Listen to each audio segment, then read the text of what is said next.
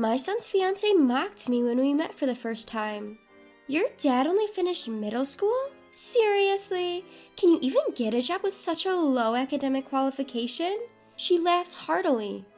Her father chimed in, I can't believe he's an unemployed high school dropout, and belittled me. On top of that, they served food only for the four of them, excluding me. The fiance's mother said with a big smile, I prepare meals only for my family. I have never seen someone ridicule a parent to this extent during a meet and greet between two families. I decided to get back at the four rude people, including my son, and told them, say whatever you want, before storming out of the restaurant. My name is Stephen Walker. I just turned 60 this year, and I have a 25-year-old son named Michael. But my relationship with my son is strained, and he never sets foot in my house. I've often regretted how I raised him, as this is what led to the situation we're in now. I lost my beloved wife when Michael was still in elementary school. My wife had been frail since childhood, and she passed away at the young age of 45. At my wife's funeral, I didn't care about the judgmental looks from relatives. I bawled like a little kid. Michael was more composed, telling me, Dad, it's sad, but let's say our goodbyes to Mom. But my grief only lasted during the funeral. Back then, I was running a real estate business that I had inherited from my father. The day after my wife's funeral, I woke up to phone calls from clients. That's right, I had loyal clients to take care of, and I had to raise Michael on my own now. I snapped out of it with those phone calls and headed to my office. At the same time, I took part in school events and PTA meetings. I had to fill a role that my wife had been playing all by myself. There's no way my lousy self could juggle work and school events perfectly on my own. I quickly gave up and decided to temporarily close my business. I handed over my clients to another real estate agency so I could spend time with Michael. But when I went to his school, Michael glared at me and said, Dad, I told you not to come. He even complained, Don't tell anyone you're my dad. Without saying whose parent I was or why I was at the school, I would just be some stranger. Even today, I'm wearing a name tag that says Walker as I participate in PTA activities. I couldn't fathom why my son started giving me the cold shoulder all of a sudden, but it didn't take long for the penny to drop. Hey, isn't that your dad? What's he doing at school on a weekday? Does he have nothing better to do? My mom said that after your mom passed away, your dad became jobless, right? Michael remained silent and looked down as his classmates taunted him. I quickly rushed over and told them, I'm just taking some time off work. It's like your summer or winter break. However, seizing this opportunity, my son was further ridiculed by his classmates. Your dad's just jobless pretending to be on break. Your family's poor. I'll share my bread from lunch with you. Darn you, Dad, your speaking to me just made me look even worse. Michael grew more and more resentful as his classmates made fun of him. Despite knowing my son was being ridiculed, all I could do was look the other way. I can't remember how many times I shed tears alone because of how pathetic I felt. Soon enough, when my son Michael entered middle school, he started hanging out with delinquents. He would sleep over at friends' houses and hang out at some gas station's parking lot until late at night. Back in the day, cell phones weren't very common, and it was quite rare for a middle schooler to have one. Michael started coming home less and less, and I had no clue where he was or what he was doing. All I would do was apologize when I got calls from the school saying, There's been a complaint from a nearby gas station. Whenever I went to Michael's school, Michael and his rowdy classmates would call me names like good for nothing and bottom of the barrel, while throwing empty cans at me. Michael had become more violent since entering middle school, and I was scared to even talk to him, not knowing what he might do. I wish I had handled things better when he was still in elementary school, but what was the right way for a parent to deal with a child's bad behavior?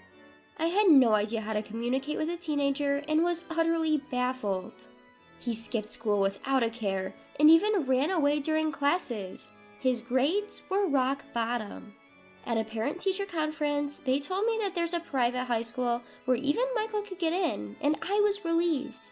I'm glad there was a high school he could go to.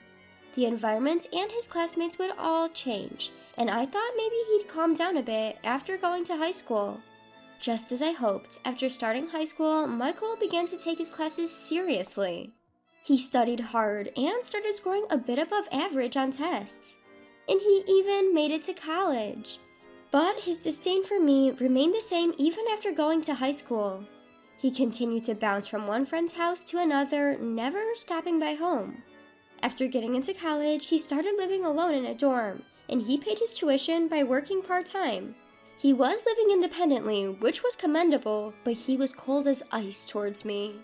Even after he started working, he never once came home. Then, out of the blue, when Michael was about 25, which I hadn't seen in years, he called me. Out of the blue, he calls me and says, "I've got someone I want to marry." Then he goes, "Next Sunday at 2 p.m., we're meeting up at a fancy restaurant, so be there." And lets me know the plans he made without even asking about my availability. I'm like, "Hold on, this is too sudden." But when I got mad, he just goes, "If you can't make it, don't bother," and hangs up the phone with his cold attitude. Well, I had mixed feelings, but there's no denying he's my precious only son. So, for his sake, I went to the fancy restaurant at the time he told me to. When I got to the restaurant, her folks were already there, and they're like, "Who are you?" All rude, like out of nowhere. I'm like, "You call me out of the blue and then ask who? Come on." But even though I'm fuming, her folks just go, "Nah, we didn't call you." And they're just as cold as my son was. Now my son Michael, he's standing there smirking something fierce. This guy, he's up to something. Still not sure I trust what's happening, I head inside the restaurant. There's no talk about Michael or his partner Sarah. Instead, I was the center of their attention, who they had just treated like an intruder. Then Michael starts going off like, "This guy here, he dropped out of high school and worked, but after mom passed, he's just been loafing around," telling Sarah and her folks. I'm like, "Hey, this ain't the time or place," but he isn't having any of it. Then, to top it all off, Sarah bursts out laughing. "For real? Can a person even get hired with just a middle school education?" And Sarah's dad is all, "Wow, raised by a high school dropout and layabout, but you are here with a college degree and a job at a big company. You took your old man as what not to be, huh?" Praising Michael. I was too tired to even argue and was gonna say what you want, I'm out of here. But the second I go to say that, a waiter comes in from behind me with the food. Sorry for the wait. Oh right, the food hadn't even come yet. I was so steamed I forgot. I tried to calm down, thought I'd just eat what was in front of me and leave. But the food that gets brought out is only for Michael, Sarah, and Sarah's parents. The waiter goes, "I'm sorry, we had a reservation for 4, giving me this look. Sarah's mom goes, "Yes, that's correct. He's not our family, so don't mind him," giving the waiter this sweet smile. The waiter, looking all kinds of uncomfortable, nods and backs out. Just as I'm about to lose it, Sarah's dad cuts me off. He goes, "We don't want anything to do with some deadbeat high school dropout. Our family and relatives are all bank employees, doctors, working at major companies. You don't belong here, please leave." That was enough, I said. "Is education and job history all you care about? Aren't you folks a bit off your rockers?" And got up to leave. And to that, Sarah's dad says, "I work at Bank of America, where education and job history really matter for clients' trust. But of course, a layabout like you wouldn't know." "Oh my, you work at Bank of America, huh? That's quite impressive." I said that as I was leaving, but they didn't hear me. The next day, I paid a visit to Bank of America, where Sarah's dad works. Being a man who's been called a deadbeat by my son, his classmates, and my son's fiancée and her family, I must admit I'm not actually a deadbeat. After my wife passed away, I temporarily closed down the real estate business I was running. But let me clarify, it was just a temporary closure. I didn't shut it down for good. After my wife's passing, I switched my business to online management so I could prioritize my son's school events and PTA meetings. When I had a physical store, most of my clients were neighbors. But after switching to online management, I could serve customers from all over the country. Like people living in small towns that are about an hour's drive from the nearest train station, and also American folks living abroad. I started getting more consultations about renting and buying properties from these folks. Thanks to the internet, I could expand my property portfolio and cater to a broader clientele.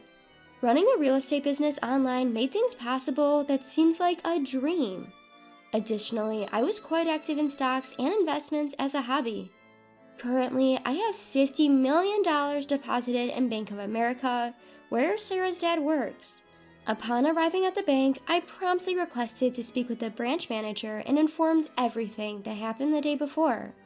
I was told by one of your employees that this bank operates on trust built on educational background and work history. So I've lost all trust in this bank because of that statement.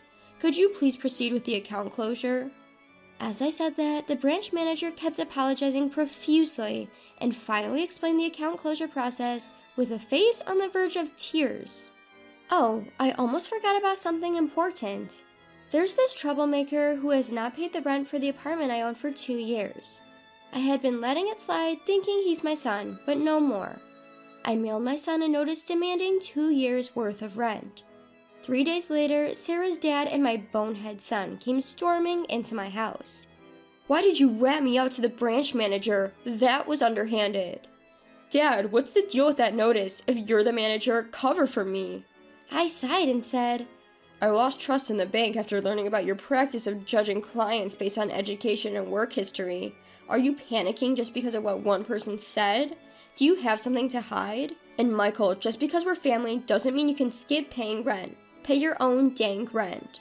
Sarah's dad shouted, Because you went around stirring the pot, I got a bunch of complaints from my other clients. My boss chewed me out because of what you did. The nerve! Oh no, I didn't stir the pot. I just shared the story as a casual conversation with my relatives and clients. I didn't tell them to close their accounts. As I said that with a smile, my son snapped at me. What clients, Dad? You're just a deadbeat, aren't you? You think a deadbeat could afford to build a huge house like this in such a prime location and still maintain this lifestyle? I even did some renovations recently. As I replied, my son made a baffled face and said, Huh? What's that? Did you go into debt or something? I'm really fed up with you. I took a break from my real estate job for a while and then switched to running an online business, which I'm still doing. How many times do I have to tell you I'm not a bum? With my words, my son turned pale as a ghost. What? I had no clue. I thought you were just working part-time. Sarah's dad started yelling. You're a real piece of work, keeping your occupation secret, even from your own son. I got annoyed and said, Say whatever you want, as I closed the front door. Outside, I heard them shouting, You've ruined my reputation. I'm gonna sue you. I can't believe I've been duped by my old man for this long. I'm not gonna let him do this to me. The two of them were making a ruckus.